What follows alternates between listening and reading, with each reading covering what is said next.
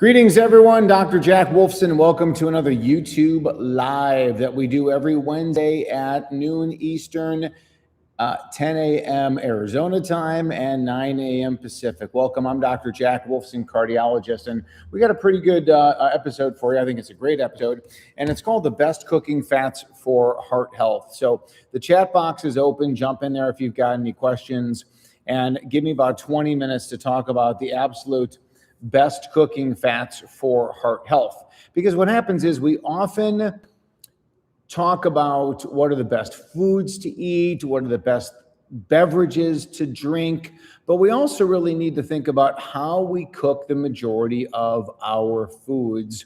And there's a lot of information out there, a lot of conflicting information that's out there. So I really want to be able to help you with this. And don't worry, this is all going to be recorded as well. So let's talk about the best cooking fats for heart health. Again, I'm cardiologist, Dr. Jack Wolfson. I'm the founder of Natural Heart Doctor. I've been a cardiologist for over 20 years. I was born into the medical matrix with my father as a cardiologist. And what we now understand is that pharmaceuticals are not the answer.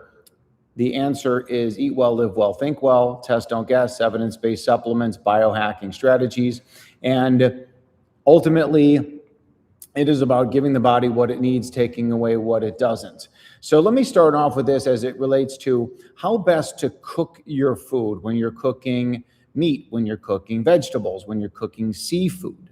And don't get me wrong, eating those things raw is a wonderful strategy. And the more raw you eat, I think the better off your health is going to be. But let's talk about the best fats to cook with. And you can imagine that our ancestors for thousands of years, in fact, evidence according to the scientific anthropological literature tells us that humans have been cooking with fats for tens of thousands of years. And the first cooking fats for all those years were, of course, animal fats. We didn't have partially hydrogenated oils. We didn't have man-made oils. We didn't have soybean oil and safflower oil and all these things about all these different seed oils that people are talking about. What we had was animal fats. So we took the fat from the kill. Maybe the kill was a bison, maybe it was an elk, maybe it was the precursor to cattle, maybe it was a rabbit or a deer. So we took those fats and then they were heated. And then when you heat a fat, it starts to liquefy and becomes an oil. If you chill it down, right, if you put it in the freezer, that oil goes back to a solid fat again. And that's what we used. So why would you think anything is better than that as it relates to health? Why would you think anything is better than that as it relates to health? The answer is that it's not. So the number one oils and fats to cook with are undoubtedly going to be tallow. Grass-fed bison tallow, beef tallow, elk tallow, some kind of animal fat. I did a bison harvest. I've also done a cattle harvest. I've done a goat harvest. And each time we take the fat, and some of the best fat actually surrounds the kidney, called the perinephric fat. And then we slow heat that to render the oil, and then it solidifies again. And then we can use it to cook our food. So if you want to secure your own animal like that and go to the butcher and get your own fat and render your own fats, I think that's a great thing. And it's super easy. You put it in a glass jar for storage. You can keep it in the refrigerator or not because it has all those natural antioxidants in there. Because the whole concept is how to avoid the oil from becoming rancid and becoming oxidized. And when you have oxidized oils, that leads to oxidation in you, which we'll talk about how to test in you, which is a huge risk factor. Okay, so very soon after the use of animal fats, we started using butter. We started to take the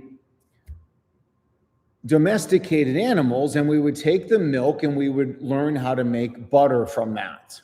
And then we would clarify the butter sometimes and make ghee, Ghee, which is very popular in the Indian culture. Indian meaning the people of India. So other oils that we would use for cooking and that we're kind of starting, that we've been processing for years, were palm fruit oil. That was very popular in Africa. We would use coconut oil, very popular in the South Pacific. These are people who've been using these for thousands of years. And then olive oil has certainly been used for thousands and thousands of years. The people of the Mediterranean, the Middle East, they would take the olive and they would press on it. They would use pressure to release the delicate oils from that, and they would cook with that. They would use it for a whole variety of purposes, lubrication, their skin. That's what they would do. Avocado oil was also something that was a pressed seed oil from the avocado seed that would have been used. But the concept of where we're at now, where the last 100 years, we have oils like sunflower seed oil, safflower seed oil, cottonseed oil, soybean oil, the corn oil. Those are all heavily processed, and all of those are to be avoided. Now, if they're organic in small amounts, probably not a big deal. Sesame seed oil, not a big deal. Organic, black cumin seed oil that the Egyptians have been using for a long time, that's, again, that's fine as well.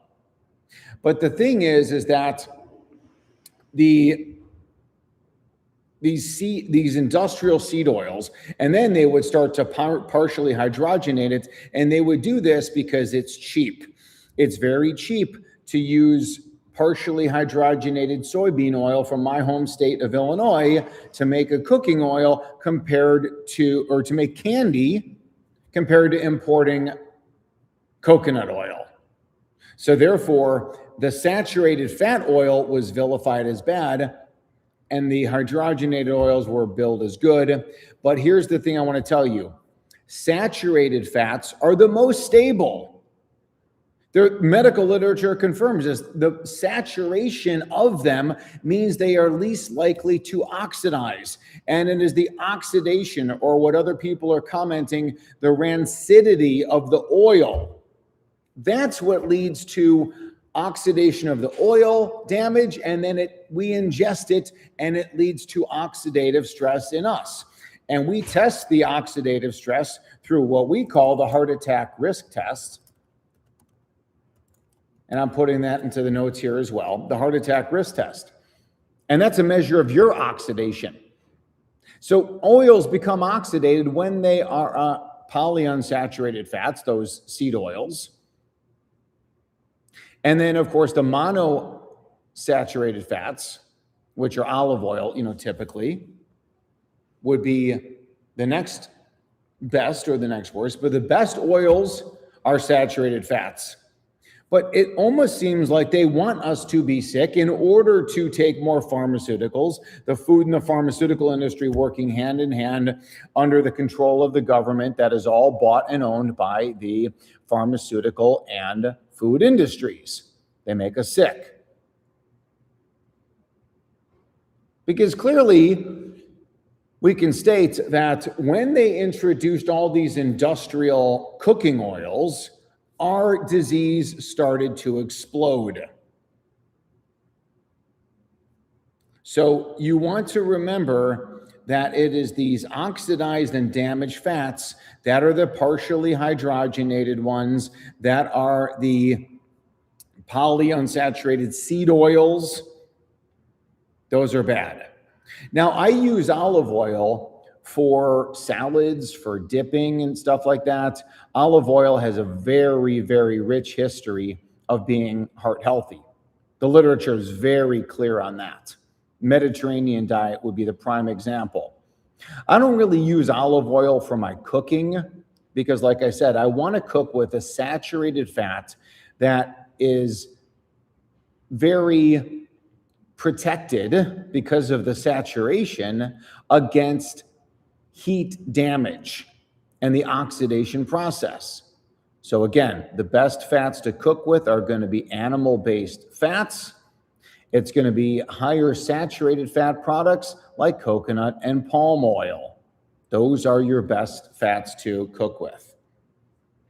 And then for salads, I'm going to top it off with olive oil.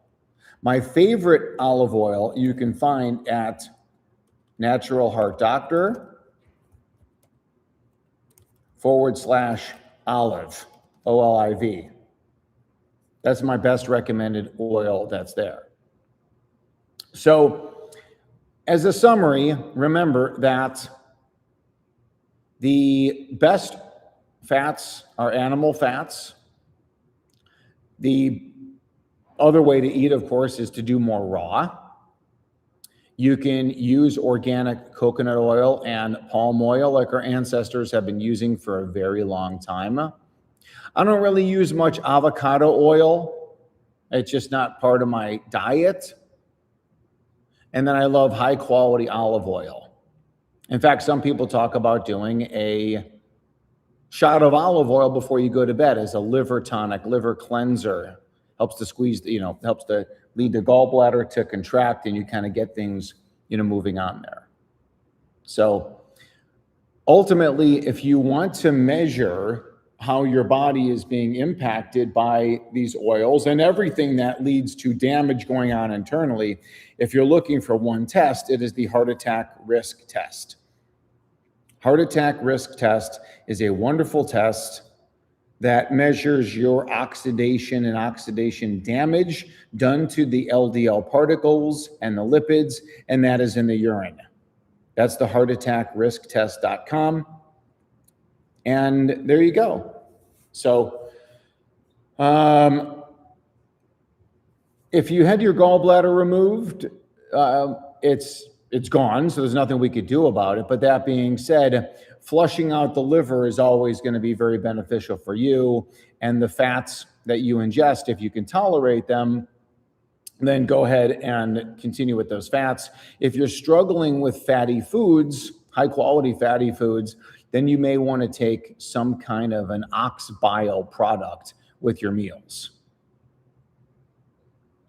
Marianne, if your ApoB levels are high, again, eat well, live well, think well, the 100-year heart method. And what you may want to do is look into a product like ours called Optilipid. And Optilipid helps to clear out old LDL particles. Same thing for you, Shanette. I don't like PCSK9 inhibitors. I don't like them. I don't use them. If you want a natural PCSK9, you want to use our product Optilipid. Optilipid.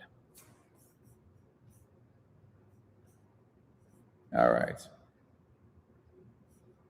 So, John, any kind of fat that is exposed to oxygen is going to increase oxidation.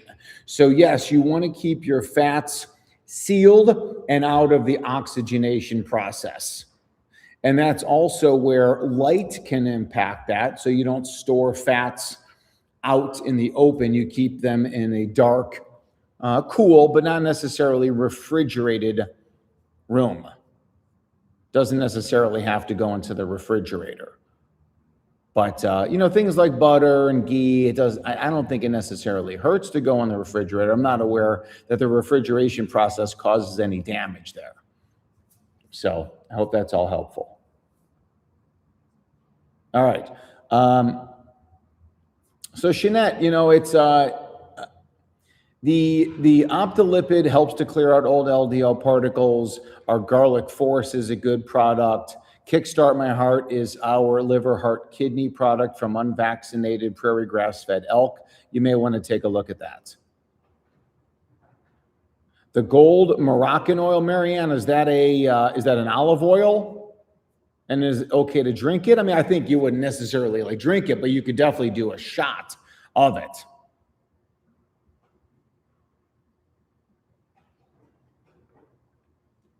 So what I would do, Shanette, is that I would definitely do the toxin test. I mean, because you really want to, function does not do much in the way of toxins. So I would definitely look at the toxins. I would look at leaky gut. You can also do a gut zoomer. Yeah, Marianne, the olive oil. I love the olive oil that we sell, that we recommend, but it's up to you.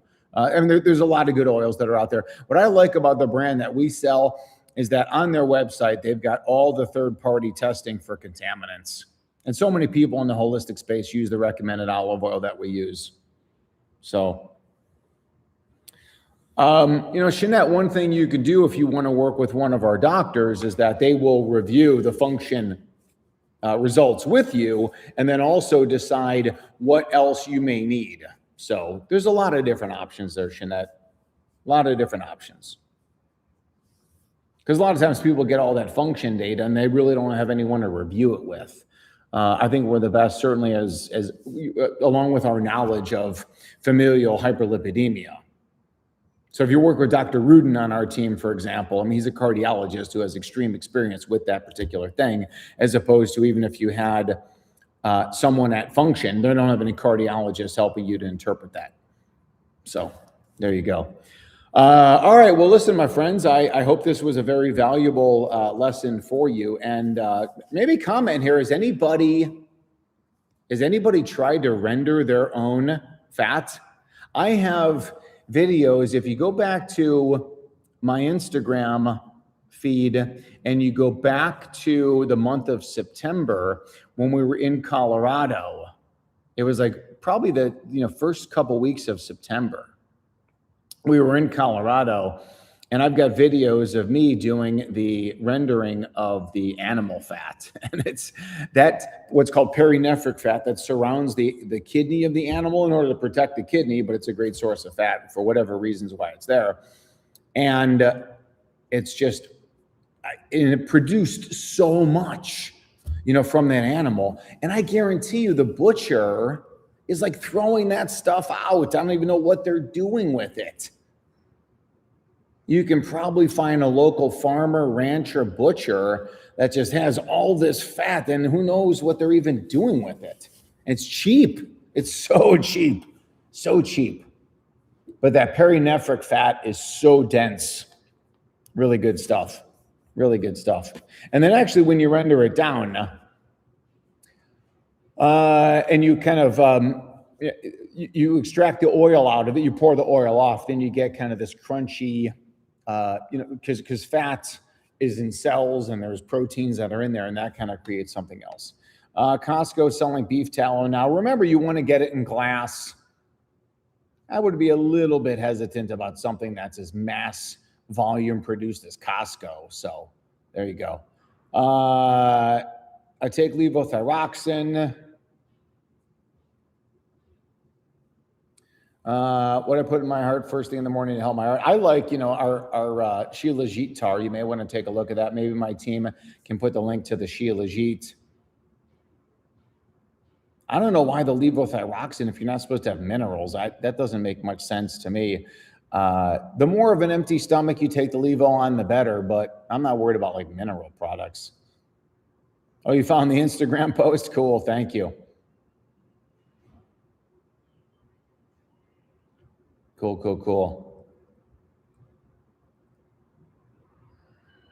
Yeah, I recommend for the levothyroxine, I would add Shilajit tar. Love it. I don't think it's going to impact you at all. I mean, obviously you can check your thyroid numbers and see if it's impacting or not, but I don't think it'll be a problem. All right, we got the Shilajit link in there. I take a little, almost like a knife tip of the Shilajit tar, add it to my water. Sometimes add it to my coffee. For my coffee, I add raw cream sometimes. Mostly I drink it black. Like I'm drinking Cardiology coffee right now, black. Anywho. All right, you guys are awesome. I'm 20 minutes into the live. Hope you have a wonderful day. Best of heart health and longevity. Shanette, we do offer the leaky gut panel and the toxin panels. What you can do is you can go to naturalheartdoctor.com/TTT. That's for the urinary toxins. And the leaky gut, you're going to find also as well. Maybe my team can load that here for the leaky gut test, which is called the Wheat Zoomer. Cardiologycoffee.com is the best coffee. I like Boston Heart. I mean, I happen to like Vibrant better, and we use Vibrant because it's just a much more comprehensive panel than what they're doing at Boston. But I mean, it's one thing to get the labs, and it's one thing to know how to interpret the labs. So we're here to help you interpret that. That's what we do. We're cardiologists and natural doctors who have extreme experience in interpreting heart labs. So there you go. Cultivate garden life. I like it. Cultivate that garden. Cultivate the animals too. Get healthy animals. All right, 20 minutes in, guys. Have a great day. We'll see you next Wednesday. Same place, same time. Be well.